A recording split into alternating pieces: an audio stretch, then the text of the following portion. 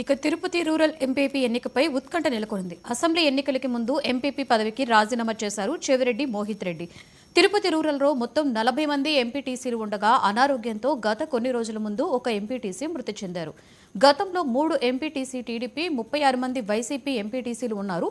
కూటమి ప్రభుత్వం అధికారంలోకి వచ్చిన తరువాత టీడీపీలో మరొక ఎంపీటీసీ చేరారు. ఈ రోజు జరిగేటువంటి ఎంపీటీసీ ఎన్నికలలో టీడీపీ నుంచి 4, వైసీపీ నుంచి 27 మంది ఎంపీటీసీలు పాల్గొననున్నారు.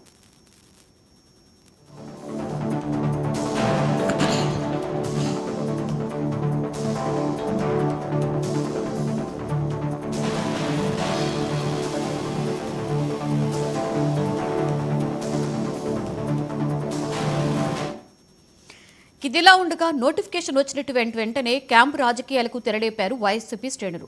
గత వారం రోజులుగా 27 మంది ఎంపీటీసీలను ముంబై, షిరిడి, గోవా, పాండిచ్చేరులకు తిప్పారు వైసీపీ ముఖ్య నేతలు. సులువుగా తిరుపతి రూరల్ ఎంపీటీసీని దక్కించుకుంటామని వైసీపీ నేతలు ధీమా వ్యక్తం చేస్తున్నారు. పోలీసు బందోబస్తు మధ్య తిరుపతి రూరల్ ఎంపీడీఓ కార్యాలయానికి వైసీపీ ఎంపీటీసీ సభ్యుల వాహనాలు చేరాయి. ఇక ఇదే అంశం మీద మరింత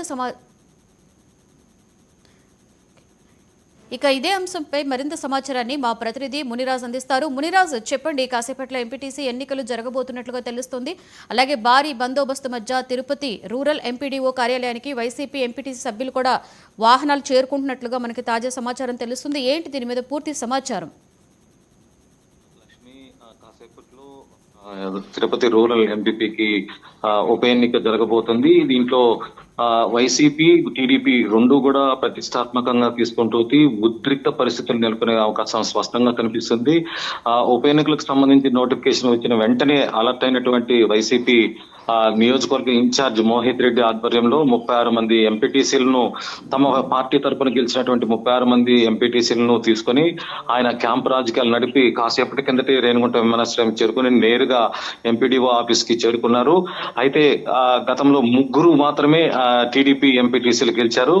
అయితే ఖచ్చితంగా రాష్ట్రంలో ఎన్డీఏ కూటమి ప్రభుత్వం చేస్తున్నటువంటి అభివృద్ధి, సంక్షేమ పథకాల పట్ల ఆకర్షితులైన వైసీపీ ఎంపీటీసీలు తమ వైపు వస్తారనే ధీమాలో టీడీపీ ఉంటుంది. అయితే తమ పక్షాన అంటే ప్రజాబలంతో గెలిచి పూర్తి స్థాయిలో వైసీపీ కార్యకర్తలుగా ఉన్న వారికే పదవులు ఇచ్చినందువల్ల ఖచ్చితంగా మా నుంచి ఎవరు కూడా చీలిపోరన్న ఆశాభావంతో వైసీపీ స్పష్టమైన గెలుస్తుందన్న ధీమాతోటి ఉంది. అయితే ఏదైనా ఈ రెండిట్లో ఎవరు గెలుస్తారు? టీడీపీ గెలుస్తుందా లేక వైసీపీయే మళ్ళీ తిరిగి ఎంపీపీని కైవసం చేసుకుంటున్న ఉత్కంఠకు కాసేపట్లోనే తెరపడే అవకాశాలు స్పష్టంగా కనిపిస్తున్నాయి. Lakshmi, right, thank you Muniraj.